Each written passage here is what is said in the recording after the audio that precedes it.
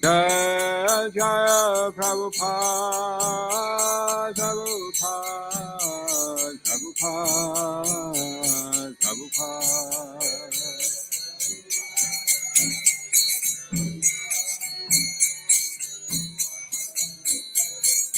Jaya Jaya Gurudev, Gurudev, Gurudev, Gurudev.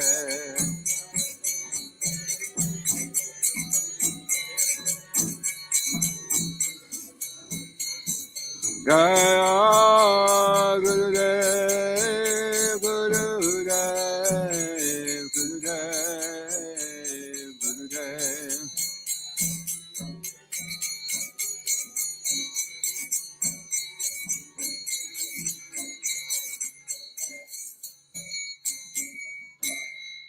Iskam Guruvinda ki jai, Shri Prabhupada ki jai, Shri Shri Karunitai Mai Pashashi ki jai, Go Premanandi Hari Bo.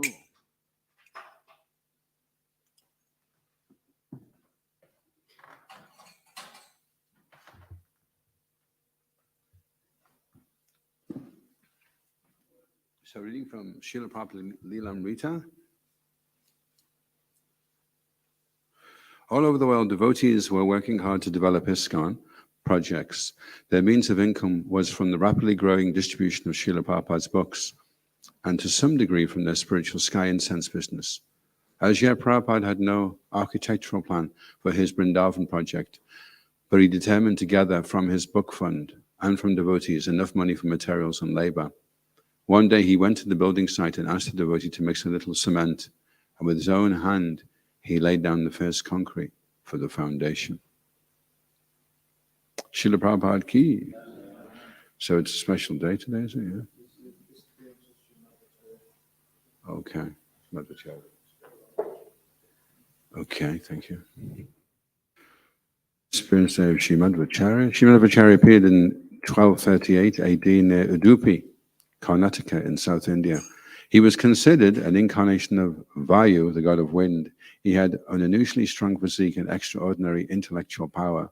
Once a fierce Bengali tiger attacked Madhvacharya's sannyas disciple, Satyatirtha. Madhvacharya wrestled the tiger and sent him away with his tail between his legs. Madhvacharya took Diksha at age 5, sannyas at 12, and left home. He appeared with a mission to fight and defeat Sankara's Mayavad impersonal philosophy. By giving a pure interpretation of Vedanta Sutra, he promoted pure theism. He named his innovative Shastric explanation Dvaita Dvaita Vad, pure dualism. After Sankaracharya, who had previously toured India spreading impersonal, Madhvacharya also traveled the length and breadth of India, preaching personal theism and devotion to Lord Vishnu. He defeated innumerable Jains, Buddhists, Mayavadis, atheists, logicians, and agnostics. With the hope of meeting Srila Vyasadeva himself, Madhvacharya walked up the Himalayas, gave him a shalagram Shila called Astamurti, approved his Bhagavad Gita commentary, and blessed him with deeper realizations of the Shastras. In Udupi, Madhvacharya installed a beautiful deity of Gopal, standing alone holding a cow-herding stick. This deity manifested from within a chunk of Gopi Chandan, sacred clay. He established 8 mats, temples, to lovingly serve Udupi Krishna. The sannyasi leaders of each mat worship the Krishna deity with a rigorous regime of ceremonial ritual, punctuality, and impeccable personal conduct. Every Ekadashi they observe Nirjal, total fast from all food and water. The Gaudiya Vaishnava Sampradaya originates with the Madhvas. Sri Caitanya Mahaprabhu and his followers thoroughly studied Madhva's works before compiling their philosophy. For the Satsandarbha, Sri Jiva Goswami drew heavily from Madhva's writings. Jiva Goswami found the Gaudiya philosophy of Chinta Beda Beda Tattva in Madhva's Bhagavad Paya. Sri Chaitanya himself visited Udupi, the seat of Madhva's sect. The Lord introduced Harinam Sankirtan into their sect. The Madhvas and Gaudiyas share many of the same philosophical points. Both consider it necessary to surrender to the lotus feet of the Guru. In Prameya Ratnavali, Sri Baladev Vijayabhusan summarized the 9 principles common to both Sri Chaitanya's and Madhva's teachings. In Vaishnava Siddhanta Mala, Srila Bhaktivinoda Thakur says that Sri Chaitanya Mahaprabhu ordered all Gaudiya Vaishnavas to carefully observe the 9 instructions of truth given by Sri Madhvacharya through our Guru Parampara. Sri Madhvacharya's 9 teachings. 1. Bhagavan Shri Krishna alone is the supreme absolute truth, one without a second. 2. He is the object of knowledge in all the Vedas. 3. The universe is real, Satya. The differences between Ishvara, God, Jiva soul, and Matter are real. Jiva souls are by nature the servants of the Supreme Lord Hari. 6. There are 2 categories of jivas, liberated and illusioned. 7. Liberation, moksha, means attaining the lotus feet of Bhagavan Krishna. In other words, entering an eternal relationship of service to the Supreme Lord. 8. Pure devotional service to Krishna is the only way to attain this liberation. And 9. The truth may be known by pratyaksha, direct perception, anuman, inference or logic, shabda, spiritual sound or Vedic authority. Sri Madhvacharya serves as Madhavi Gopi in Radha Govinda's eternal Vrindavan pleasure pastimes. Sri Madhvacharya ki. Jaya Jaya Shri Caitanya Jaya Nityananda Jaya Dvaita Chandra Jaya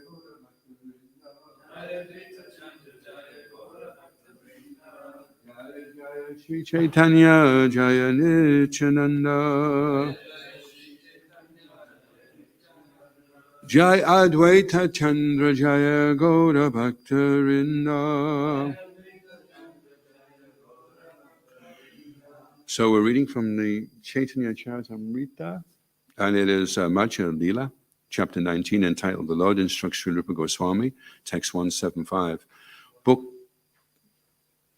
175. 6, okay. Oh yeah, okay, so they're both Bhukti, okay. Bhukti, Mukti, Spriha, Yavat, Bhukti, Mukti, Spriha, Yavat, Pisachi, Hridi, Vatate, Pisachi, Hridi, Vatate, Tavad, Bhakti, Sukashyatra, Tavad Bhakti Shukashyatra, Katam Abhyudayo Bhave, Katam Abhyudayo Bhave, Bhukti Mukti Sprihaya Vad, Isachi Hridivatate, Tavad Bhakti Sukashyatra, Katam Abhyudayo Bhave, Mukti Mukti Spriyayavad, Pisachi Hridis Vatate, Tavad Bhakti Sukashra Yatra, Katam Abhyudayo Bhave.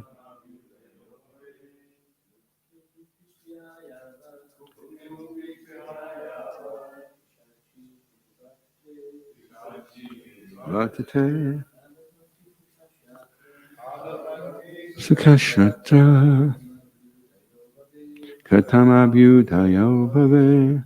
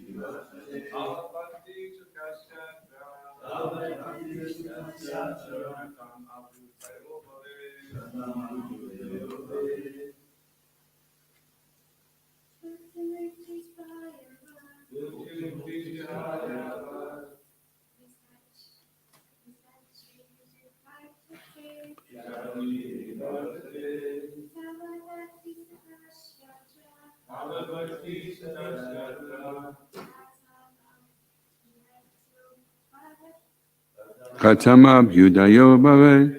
Bhukti, for material enjoyment. Mukti, and for liberation from material existence. Spriha, desires. Yavat, as long as Pisachi, the witches, Hridi, within the heart, Vartate, remain, Tavat, that long, Bhakti, of devotional service, Sukhasha, of the happiness, Atra, here, Katam, how, Abhyudayo, awakening, Bhave, can there be? Translation. The material desire to enjoy the material world and the desire to become liberated from material bondage are considered to be two witches, and they haunt one like ghosts. As long as these witches remain within the heart, how can one feel transcendental bliss? As long as these two witches remain in the heart, there is no possibility of enjoying the transcendental bliss of devotional service.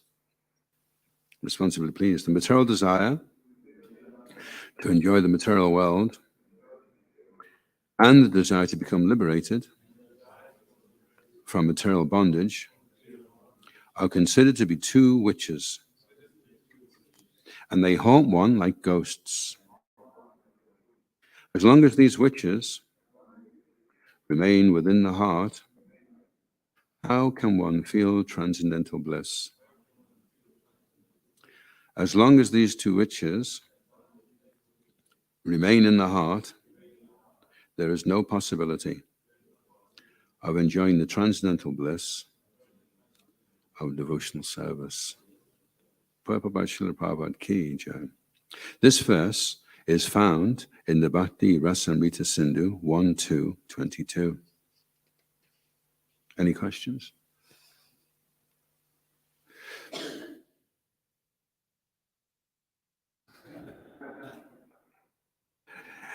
I think I'll do the next one. So, by regularly rendering devotional service, one gradually becomes attached to the Supreme Personality of Godhead. When the attachment is intensified, it becomes love of Godhead. Prabhupada Ki Jai. Bhakti Rasamrita Sindhu 122 gives the following information about sadhana bhakti. Kriti Saja Bhave Saja Bhavana Sadhana Bida Nitya Sidasya Bhavasya Prajakam Hriday Sajata. The process of devotional service beginning with chanting and hearing is called sadhana bhakti. This includes the regular principles that are intended to awaken one to devotional service. Devotional service is always dormant in everyone's heart, and by the offenseless chanting of the holy names of the Lord, one's original dormant Krishna consciousness is awakened. This awakening to Krishna consciousness is the beginning of sadhana bhakti. This can be divided into many different parts, including faith, association with devotees, initiation by the spiritual master, engagement in devotional service under the instructions of a spiritual master, steadiness in devotional service, and the awakening of a taste for devotional service. In this way, one can become attached to Krishna and his service, and when this attachment is intensified, it results in ecstatic love for Krishna. The word rati is explained in the Bhakti Rasamrita Sindhu 1.3.41 as follows. Vyaktam Mastvanyanta Lakshate Rati Lakshanam Mumukshu Prabritinam Chad Bhave Aisha Ratia Nahi. When a tenderness of the heart is manifested, there is rati, or attachment. But those who are interested in being liberated from material bondage will not manifest this tenderness. This attachment is not like material attachment. When one is free of material contamination, attachment for Krishna's service awakens and is called rati. In the material world, there is attachment for material enjoyment, but this is not rati. Transcendental rati can be awakened only on the spiritual platform. Ecstatic love for Krishna prema is described in the Bhakti Rasamrita Sindhu 1.41 as follows. Sanyan mashnita swanto mama tva tisha yan kita Bhava sa eva sandratma buddhai prema nigajyate. When the heart is completely softened and devoid of all material desires, and when one's emotional feelings become very strong, one becomes very much attached to Krishna. Such purified emotion is known as pure love.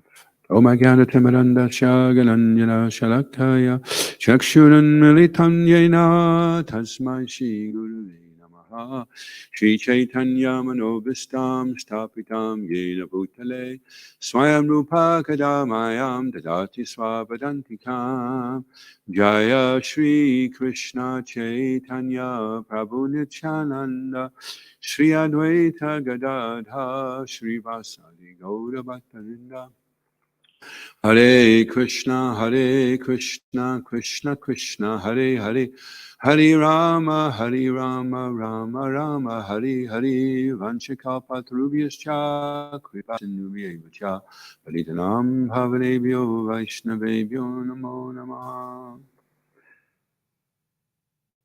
So I'll just read the translation again.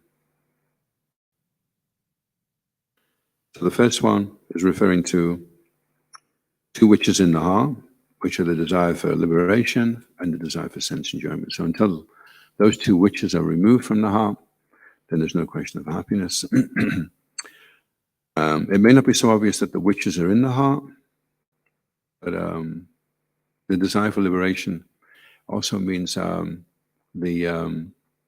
inability to tolerate difficulties, to consider a devotional service to be like an inconvenience, and it's performed in a very begrudging way. It's because of the desire for one to be free of all types of hassle. So that which stays in the heart and prevents you from what could have been a very pleasurable experience, but unfortunately, because you're resenting doing it, then you don't get that taste. So one of the reasons why it's not good to have two witches in your heart. And then on the other side, positively, when we do start to render devotional service, then we become attached. And that attachment is intensified and becomes love of God.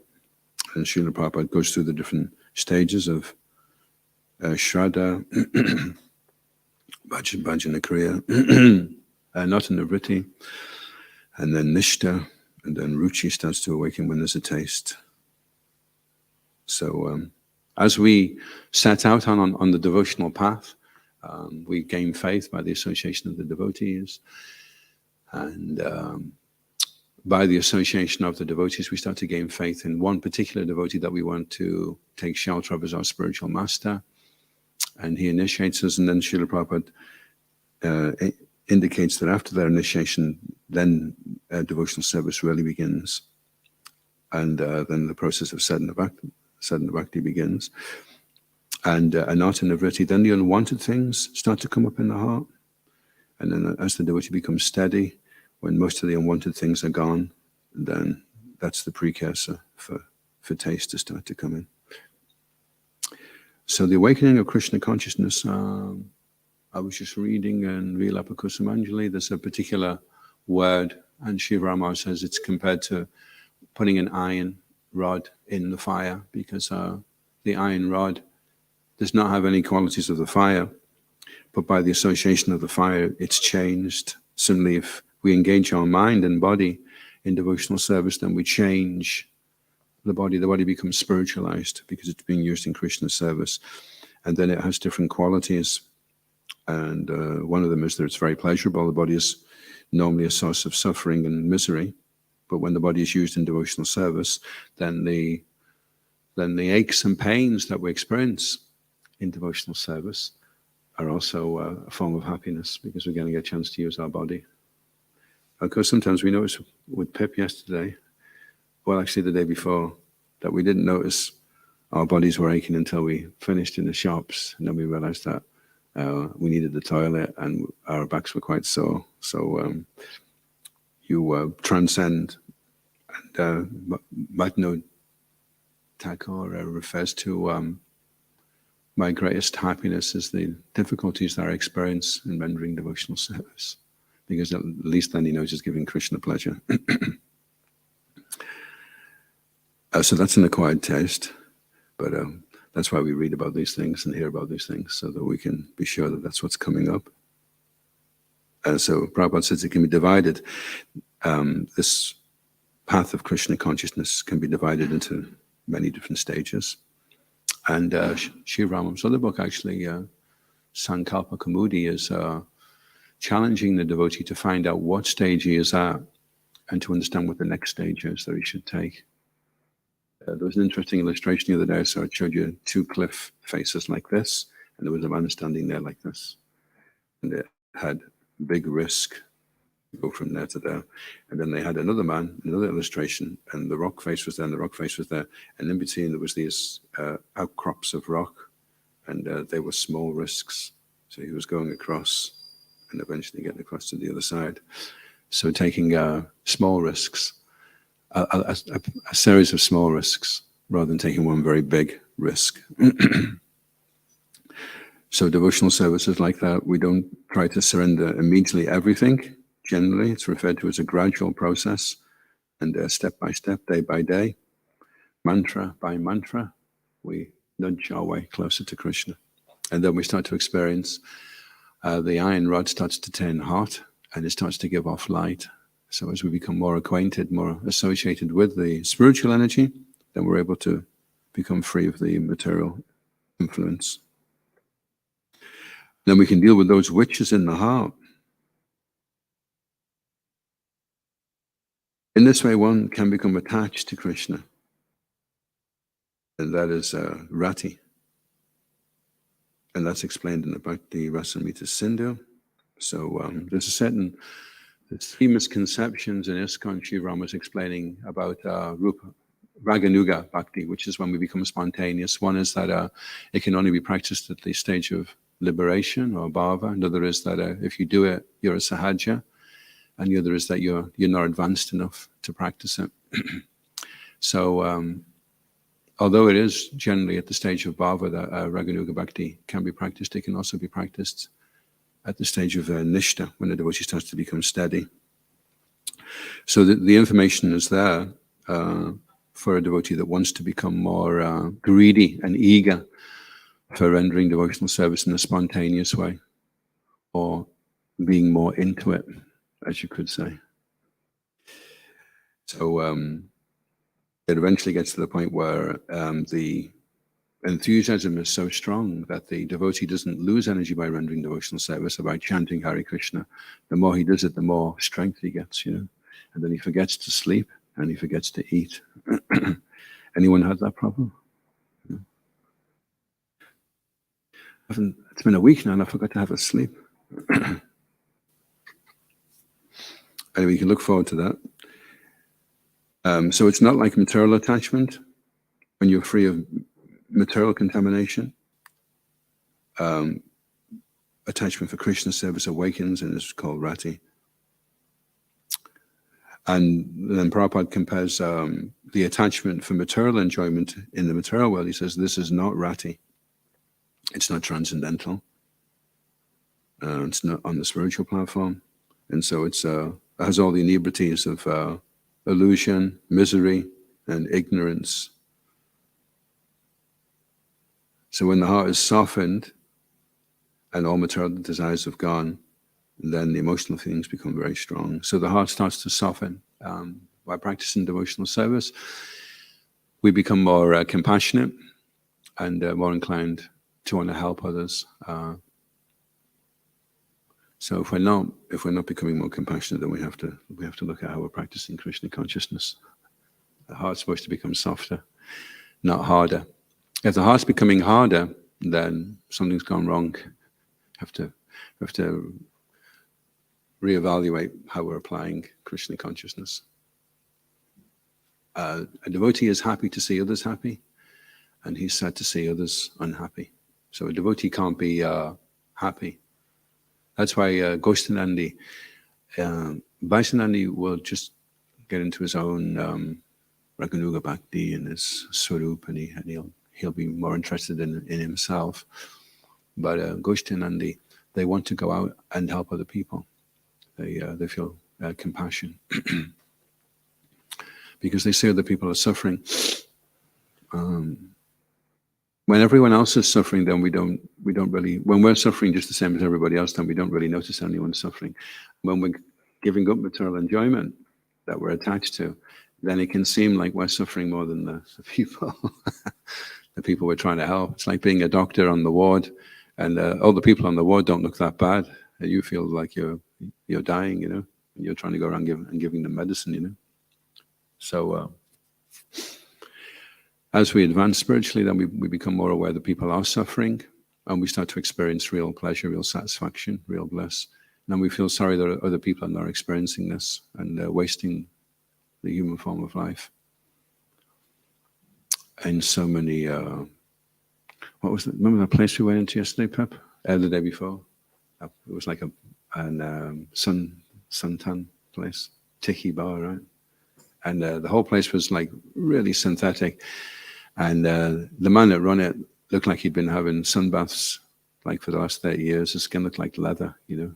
And the whole place was so synthetic and so artificial. And so this is, people are trying to find some little oasis, some relief from the suffering by having a suntan or you know, going and getting, going into the bar. And it smells bad, it's horrible, it's not lit properly, everything's really... The nature of happiness in the mode of ignorance says it's suffering in the beginning and it's suffering at the end.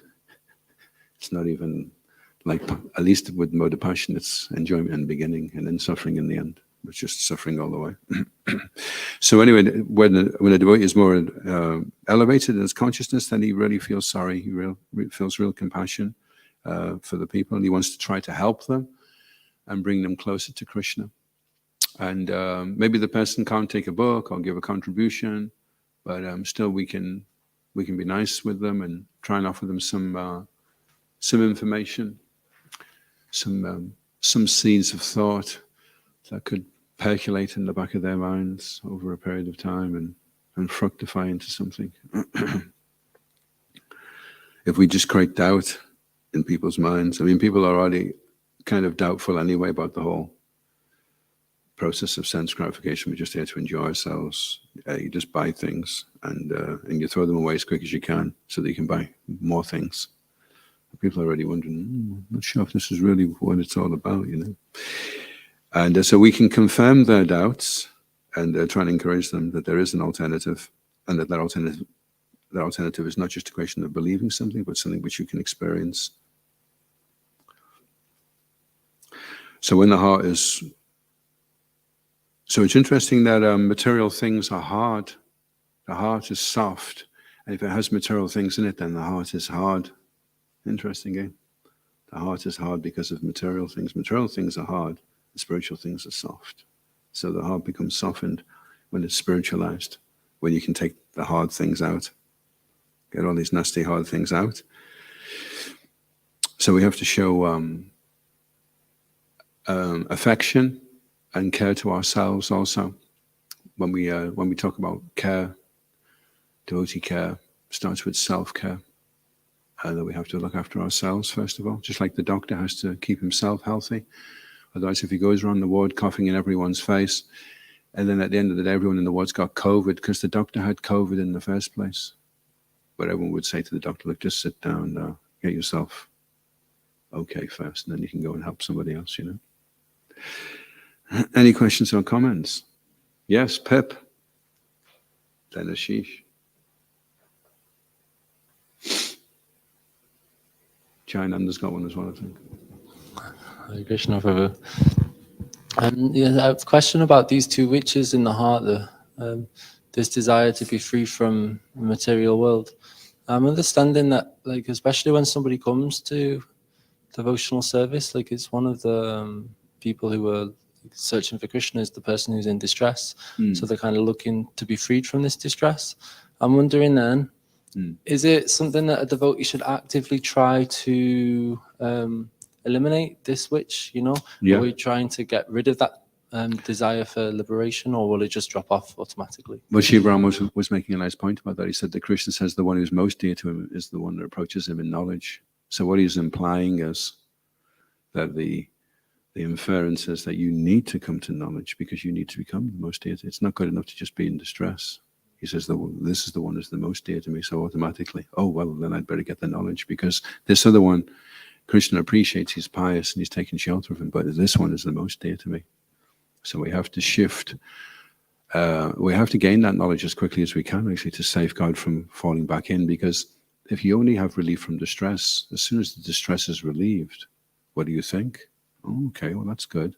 So I can go and do that again, get distressed, and then just get relieved. Oh, that's quite a good program. I like that. I'll go out, get distressed, and then just get relieved. Go out, get distressed, come back, get relieved. But because there's no knowledge, then they just slip back. You have to go beyond. When you come to the threshold and realize, wow, spiritual life, wow, there is something out there. Krishna is there. This is a process. I can do this. These are people that have been doing it. They're experiencing. I can do this. So that's only the beginning, you know. And it's also interesting as well because they want to be free from suffering, but that's not free from the material world. That's a different thing. If they could be in a situation where they were like anesthetized in a flotation tank, and they could just have sweet balls drop down the chute every 3 minutes and watch films all day, then they'd be okay. They just don't want any hassle, you see. But that's not enough. That doesn't get you out of the material world. Ashish?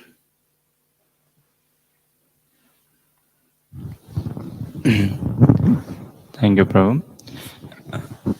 So, like, one thing, if you could explain a bit, what does devotee care mean, like? And secondly, it is observed, like, isn't it? Sometimes when you find someone who is coming, say, new into Krishna consciousness, starts with 1 round, 2 round, oh wow, Prabhu, you are doing 2 rounds, that's amazing, brings such like happiness and joy. And when we see that the devotee is now doing maybe 12 rounds or 14 or 16 rounds, and then at the point like, oh, come on, doing 16 rounds, but not doing this, not doing that, there's like the mood slightly sometimes, does it change? So someone who is just doing, say, 2 rounds to begin with and little bit services, wow, so much of love, appreciation, encouragement, and so much of patting on the back. And when someone is like doing 16 rounds for some time, say, and some services, but still, oh, not doing enough. No, this. Or even worse, when someone becomes a leader. A leader. So there was one devotee who didn't want to go off the guest program because he saw the way they were being treated when they were rank and file. So he just wanted to stay a guest, you know. So yeah, we of course we want to encourage everybody, and when the devotee is strong and he takes up a position of leadership, it's very difficult, and it's easy for those that aren't in those positions to think that they could have done it better when they're not under the same pressure. So that would not be a very good way to care for them. Shishi Kodanitaya Maya Pashashi Ki Jai. So it is the question, what does devotee care look like as we become more advanced in Krishna consciousness?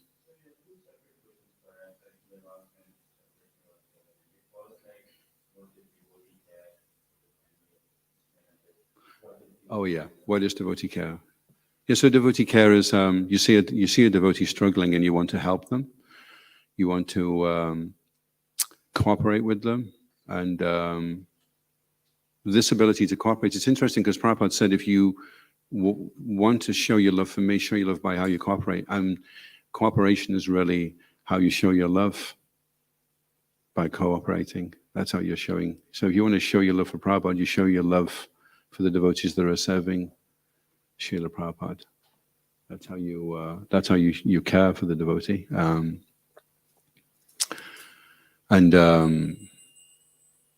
If the devotee looks overburdened, then the best thing is not to go over to him and say, "Oh, I see you have 10 suitcases on your head. Could I just slip this one on top? We maybe just balance it on your shoulder." Your natural inclination would be, "You look very overburdened there. Could I take one of the suitcases? Maybe it would make it a little bit easier for you, you know." to try and relieve them. So that's what. So devotee care is. It's interesting also because we're a personal movement, but it's amazing how impersonal we can be. We're supposed to be cultivating being personalists. And a personalist is sensitive to how other people are in their Krishna consciousness and tries to help them, tries to extend the hand.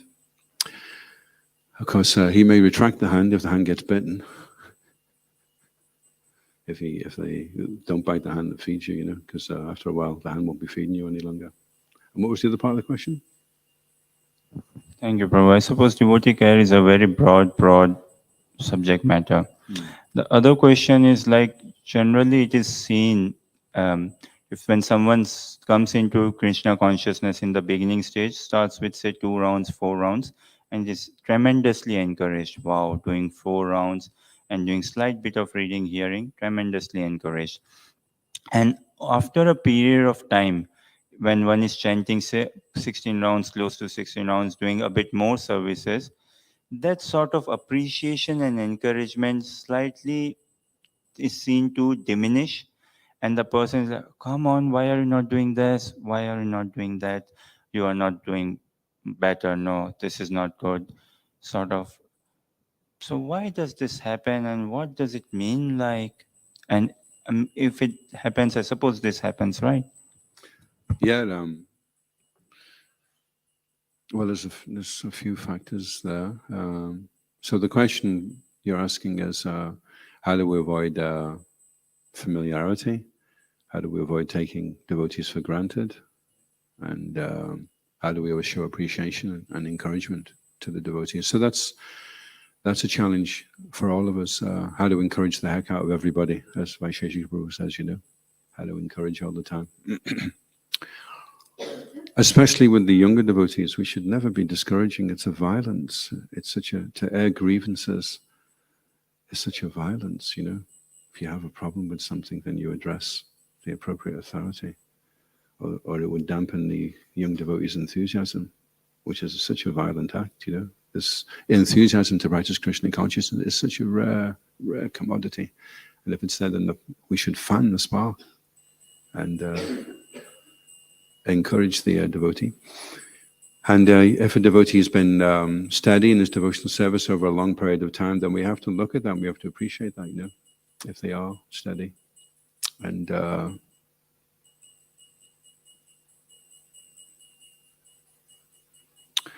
also there is a stage which we have to go through, which is when we first come, things are kind of softly for us.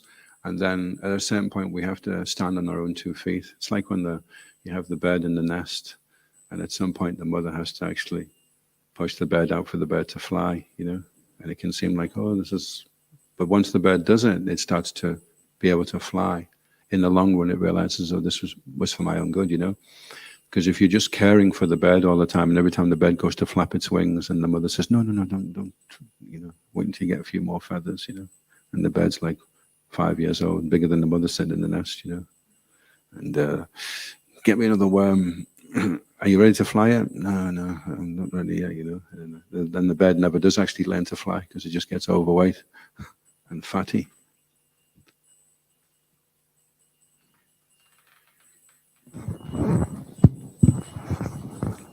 Yeah, if I might make a comment on the second part of the question, or the second question. It's there is a difference in the relationship. At one time I went to Govardhan, Kusum Sarovar. I hadn't been there for quite a few years. And, some time had transpired and some things had transpired where the old pujari who lived there didn't know what the relationship was going to be. So the first thing that happened when we arrived, then the old lady said, so have you come as a visitor or as family? So the first thing she wanted to know is, what is the relationship here?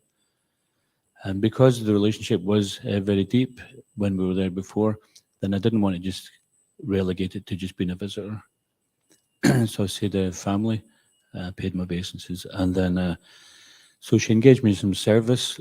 So being part of the family means that then the person takes the responsibility to instruct and to direct and keep us right.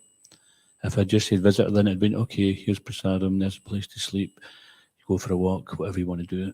But then I wouldn't be getting the other lessons which are going to take us deeper into devotional service. So like Adhoksaja was saying earlier on, we can stay on the guest program. But the one used to be saying, it was after 10 years they find out who's on the guest program, who's still on the guest program. So if we want to remain on the guest program, then we only kind of respond to things which feel right to us, or which have, would you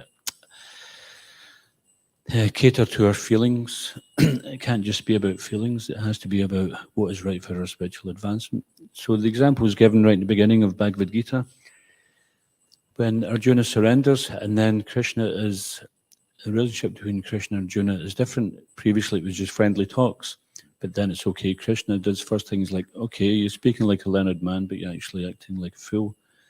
Your words are very superficial, and what you're relating to is you're missing the whole point, which is you're not the body, they're not the body. There's a whole different existence beyond this. So the devotional service, being a willing process, is that we have to be willing, and we have to try to sometimes dig deep into our heart to be willing, and especially if it gets a little bit difficult. And Prabhupada said actually there's no possibility of making advancement without undergoing some difficulty in devotional service. So when we're going through the difficulty, then it appears like a very unwanted thing. Sometimes self-realization means we're having to realize things about ourselves which we don't like. Sometimes people, out of their kindness, are pointing it out and we take them as an enemy. But Arjuna didn't see Krishna as an enemy. He's like, who do you think you're talking to, Krishna? I've already given my reasons. So it's important that, you know, just because someone may say something which doesn't cater to our mind or senses, it doesn't mean to say that the person doesn't care for us. You know, if we just wanted to be on the platform of pampering the senses. Now, Prabhupada did say, of course, the art of bending without breaking. But if you don't know when you're getting close to the breaking point, you know, then if you don't try to bend, you'll never see if you're getting close. And if you don't bend, then things will just stay the same. We won't actually progress any. Yeah, it was like that with me I was discouraged from learning to drive, which is maybe now not such a bad idea. But I was pushed to do it, and it was quite austere to do it. And on my test, I was shaking like a leaf. I was so nervous, you know, because I'd done so many lessons by that time. So the pressure was really on, you know, all this money was going to go to waste. And I was like, luckily the guy that was doing the test had a sense of humor, because I asked him, he said, any questions before we start? And I said, well, I'm terribly nervous. And he said, that's okay, just drink a bottle of vodka. And then I realized he's got a sense of humor. He was a Glaswegian, you know, and it was okay. But I never thought of myself as a driver. I just decided that I couldn't do it. You know, I couldn't go that far. That's why the marathons are good, because you break through barriers. You have a preconceived idea of what you think you're able to do, and you go beyond it. You know, you go beyond. You're surprised yourself. You know, in just a year of doing devotional service, you look back and you think, wow, now I'm leading kirtans. Now I'm giving classes. I never dreamt I could do it. You know, and it's like that all the way, actually. And all these different barriers that are there, we only get through them by being pushed through them. You know, generally we don't go through them so easily, you know. But if we allow ourselves to be pushed, we put ourselves into a relationship with someone. See, sometimes devotees, they want to have the touchy-feely relationship because there's a grungy payoff, you see. I'm really delicate, so get off my case, and then I won't have to do too much. That's a grungy payoff. You keep the grungy, that you're a weakling, you're a snowflake, give me some space, otherwise I'll burst into tears. And then nobody can touch them, you know. So that's called a grungy payoff. The grungy is you can be a weakling, and the payoff is nobody can get on your case, you know. But if you willingly decide, you willingly enter into a relationship with someone, like Prana was saying with Krishna and Arjuna turned on and said, okay, Krishna, give me it straight. What do I need to? And then Krishna says, you're a fool. That's the first thing he did. He chastised him. He said, you're a fool. You're speaking learned words. That's nonsense. And then Arjuna went ahead and he excelled. He would not have done that if Krishna had said, oh, don't worry, do you want to look at this Sunday magazine? Let's look at different colors of wallpaper we can put in the new house you've gotten. Don't worry about the battle. I'm God anyway, I'll sort it out.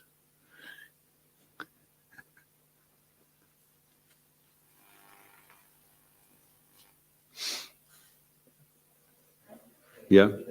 Yeah. Guest program. Did I hear correct, Prabhu? Guest program. Guest, yeah. Okay. This is like... Oh, yeah. Typically, the guest program was that someone would come and stay at the temple for a week or so, and they would just get what some people call love bombed, and they would just get everybody be like really nice to them. And it's not as if they're not nice to them, but they know that it's like if someone is just very new to it, then you don't just come in and say, okay, why are you not shaved up? You know, why have you not got tilak on? You know, the person's first day at the temple. Why are you not chanting 16 rounds? You don't do that to begin with. But as we start to buy into Krishna consciousness, then a little bit more and a little bit more. And so what she was saying is there's always another step to take. And because the beginning part of the process is, well, first of all, as it was mentioned in the verse, there was a little faith, and then sadhu sangha, and then we take on to the practice. And then there's anartha nivritti. So anartha nivritti is quite a painful process. But it's just like going to the doctor. We've come to the doctor, we've come to the spiritual master's movement, and we say, okay, I need some medicine. He says, okay, here, take this. Oh, that medicine's not too bad. I like that. And take this one. I don't like that one. I'm not taking that particular medicine. I'll take this one, though. So we can't pick and choose the medicine. Of course, the doctor tries to administer it in a way which is, palatable. And sometimes that is the challenge, is because we just don't know other people's minds a lot of the time. And we may, with all good intention, try to offer some medicine in the nicest possible way, and people may find it difficult to accept. But then there has to be some kind of love there, some kind of respect, so that we think, well, this person does mean well for me. They're not trying to hurt me. They're not trying to do me some harm. Because if someone is a well-wisher and we mistake them to be someone who wants to do some harm, then we won't appreciate what's been given as being something good for us. And yeah, so I think it's important that we understand we're going through the process of anartha nivritti, and sometimes these anarthas, we don't see them as anarthas. Yeah, I was thinking as well, the root of your answer to your question, Sheesh, is that when I was at Caitanya College, it's a really nice devotee called Lokamangal, Prabhupada disciple. And I was staying for a week with Krishangi, my uncle at the time. And Lokamangal came up to me. I'd been taking some rest because I wasn't used to getting up that early in the morning. And he comes over and he very gently, he says, back to Tony, we're going on Harinam. Would you like to come with us? And I said, no, not really, no. I just turned over and went to sleep again, And later on, all the devotees were coming back from Harinam, and they were all really glowing and excited. And, oh, it was great, and this happened. And, I was thinking, I should have just gone. And then I was lamenting that. I thought, I'd like to be in a relationship where I can just get told, But you have to willingly want to do that yourself. That you suddenly step forward and say, Lokamangal Prabhu, next time it's Harinam, just tell me it's Harinam. And just make me do it, And it's almost like you willingly say, look, put a ball and chain on me now. I've been wild running around everywhere. I want to connect to this now, and I want to commit to this. And then when you decide to make that decision, if you don't decide to make that decision, then there's always a tension there, that someone's pushing you don't really want to. But when you decide, no, I want to, and you commit, and you establish that relationship with somebody. Please push me even when I don't want to do it, and help me, And that's devotee care. So devotee care is not something which is like initiated externally by other people. It's something which you initiate. If you want devotee care, you establish relationships, open-hearted relationship with people that can give you feedback. And if you don't really want devotee care, then you establish relationships where you keep people at arm's length and you criticize them and you resent them and you undermine them, and then they can't step into your space to say anything, you see. So then you can bypass devotee care because you don't really want it. Devotee care means that the devotee is helping you come back to Krishna. He's not helping you stay in the material world. That's what devotee care is. It's not like karmi care. Karmi care is you just cuddle people and tell them they're doing great. You know? Okay. You have a question? You're formulating a question. Yeah, I guess maybe just in reference to what you're saying at the end there, oftentimes it's like someone starts to struggle in devotional service, and then it's like, okay, quick, where's the devotee care? You know, like a sort of remedy thing. Yeah. But it should really be a constant endeavor. But Yeah, it would be better if it wasn't, you see your arms coming off and then it finally drops on the floor and then you say, quick, where's the ambulance? It'd be better if you felt like your arm was starting to go and you could do something then while it's still easier to repair, you know. Otherwise, you can get to the point where you're practically beyond repair. And then it's going to be a long, long, tough road, bringing yourself back up, you know. One aspect of devotee care is that we forget that we're also devotee and we have to care for ourselves. Sometimes what happens is we make choices which indicate that we're not really taking care of ourselves. Yeah.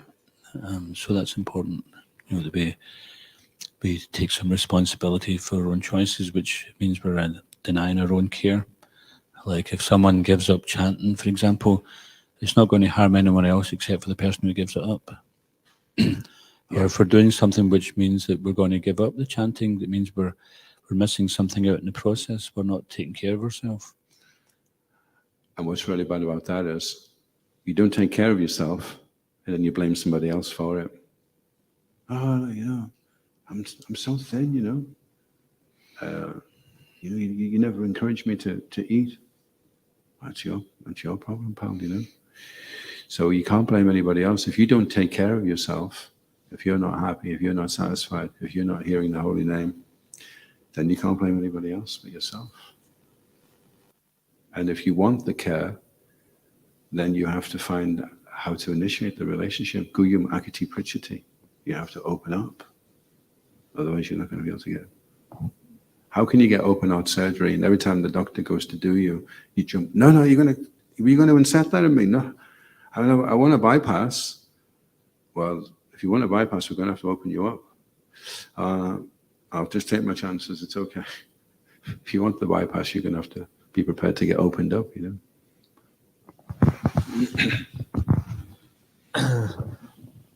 Each when you're speaking like this, the thoughts come into mind that, okay, therefore I don't need to take responsibility for other people's social life because that's completely in their hands. Yeah. So, but I feel that's maybe a slightly not so compassionate a mindset that you were talking earlier. If we're not cultivating compassion and we're not applying devotional service correctly, so yeah. Nonetheless, although people have to be willing to, receive care, etc., what can we do to encourage that and still be of service? Well, sometimes you have to be patient because you have to wait for the person to want to initiate that. And if he doesn't, you can't force. You can't strap him down on the operating table and decide you're going to do the operation anyway. But when he's willing and he's submissive and he's compliant, and you can lament and feel sorry, but you don't blame yourself for it. You realize, well, if that's what he wants to do, everyone flies their own plane at the end of the day, and how well you fly the plane is you, And the spiritual master, they just asked Shiva Raj, does the spiritual master have to come back if the disciple doesn't go back to Godhead? And Shiva Raj says, I hope not. So I once asked Shiva Raj, says, how come you have so many disciples and we know a spiritual master only has 50 and he's really struggling with 50? And Shira says, don't micromanage. So let them, they have the process, they have the books. Don't micromanage, let them work it out for themselves. If they have to grow how they hang, then they grow how they hang, Because the spiritual master has to show, if he becomes overburdened and weak in his own practices, he has to be very strong and very much relishing his own Krishna consciousness, There was one temple, actually, Srila Prabhupada was at it, and he was really sad because the devotee was struggling, and Srila Prabhupada knew that he should stay around for a month or two to help him, and it would help the devotee get over the difficulty. But Prabhupada was convinced if he went, the devotee would fall away. And he was saying to his servant, there's nothing I can do, I'm trying to help him, but I'm spreading a worldwide movement, so I have to move on, And I don't think this devotee is going to make it without me being there, So that's the as Krishna consciousness develops and we have more devotees and we have more older devotees, more experienced devotees, then there's more shelter there, more experience there, for the younger ones to take. But in the early days, they'd only been around for a few years, even the ones that were, the oldest devotees. Prabhupada was really the shelter for everybody, the main shelter. Yes, something which is very important is if we become familiar with Rupa Goswami's nectar of instruction, he gives some very clear and simple directions for success in devotional service. One of those is patience. Sometimes we just want too much too quick, and we have to just be patient. That is a process. Just like if you're sick, you might want to get better sooner, but you just have to wait until the body's going to heal itself. So spiritually, we're in the spiritual hospital, and it takes some time. And sometimes in the process of getting better, we appear to get worse, and then it gets better again. So it's very important that we're patient and we don't give up on the process, and keep reminding ourselves that we're engaged in the process. And there are devotees around who will help us, whether from the youngest to the oldest devotee. They all have places they can go to which will give them direction and shelter. We shouldn't think that even though ultimately it's all based on our desire, Krishna will reciprocate according to our desire. And like we may have to all fly our own plane because that's part of the willing process. But it's not that each person is an island on their own. We're all in it together. We're trying to help each other and share our experiences. Sometimes we take compassion as something superficial and sentimental, but we see an example of Advaita Acharya, who purposefully, he's seen that people were getting chastised by Lord Caitanya, but he wasn't, so he felt like Lord Caitanya didn't love him. No, it's not an easy thing, and I experienced that myself on a number of occasions where somebody was chastising out of love, and there was a good lesson there, but I didn't want it, I didn't like it, but I knew that without it, I would regret it later on, so I went along with it, and I didn't regret it. No, it's just like getting a tooth pulled out. You might think, okay, it's going to be painful, I don't want to go to the dentist, but I'll just have to keep the rotten tooth. But we get the tooth taken out and then the pain is gone, the tooth is gone for good. And each and every one of us, from the youngest to the oldest devotees, unless we're already completely beyond these lower stages of devotional service, once one gets to the platform of they're beyond anartha nivritti and they're in early stages of love of God, then we are having to go through some trials and tribulations. And but it makes us stronger. And sometimes it's painful part of self-realization is to try to come to terms with what we're not. We can hear, full of bliss, eternality, knowledge. We think, oh, that sounds great. But we still identify with a thing which keeps us away from that. And so we have to learn to identify the things which are holding us back. And this is where association of devotees is there, is to give us company, to give us strength that, yeah, we can do it. Just when I went to Chaitanya College in the early days, I was looking at the devotees with much admiration, thinking I'd like to be like them, but I don't think I can do it. I'm just too out of it.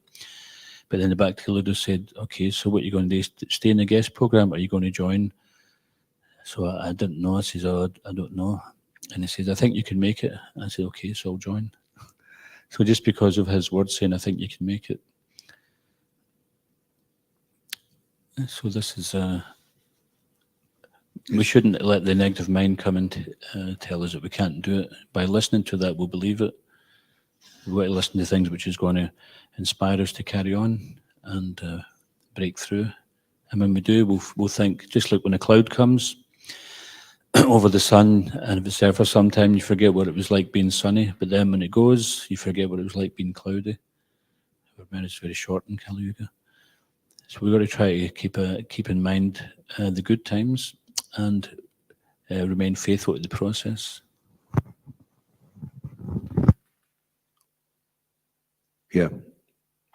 I was just going to say, it's interesting that Rupa Goswami does say be patient. And he says also, be enthusiastic and confident. So sometimes when you're being patient, when you're waiting a long time, you can start to lose your confidence. And that's where that's where we have to have faith, you see, because your patience is only going to last as long as you have faith. So as soon as your faith runs out, you find you haven't got any patience left. And the interesting thing about patience is, like right now, I've got some roses that are growing from just like root, like a ball root. I've just stuck it in, and I keep coming back every day, and there's nothing happening, you know. But if you look really, really close, you can see the tip of a shoot. Like it must be like 1/10 of a millimeter, but you can just see it, you know. And as soon as you can see it, it's like, yay, it's alive. Then you don't mind hanging around because you know it's going to happen, you know. So if we can see that we're making some advancement, we're getting gradually, you know, then that's encouraging. Okay, well, I'll stick with it, you know. We stay confident then. Confident and enthusiastic over a sustained period of time. That's what's required. And then you'll get there. And that's devotee care. Once you can take care of yourself, then you can take care of others, you know. No point jumping in, swimming around with everybody, and everybody's like, oh, he's come to save us. And then they say, can you swim, by the way? And I thought you could. No. Can you? No. Oh, okay then. And then everyone goes down, you know. So you learn to swim and then you can. ISKCON Govinda ki. Srila Prabhupada ki. Jai. Devotee care ki. Jai. Go Premanandi Hari Bol. His Grace Adhoksaja Krishna Prabhu ki.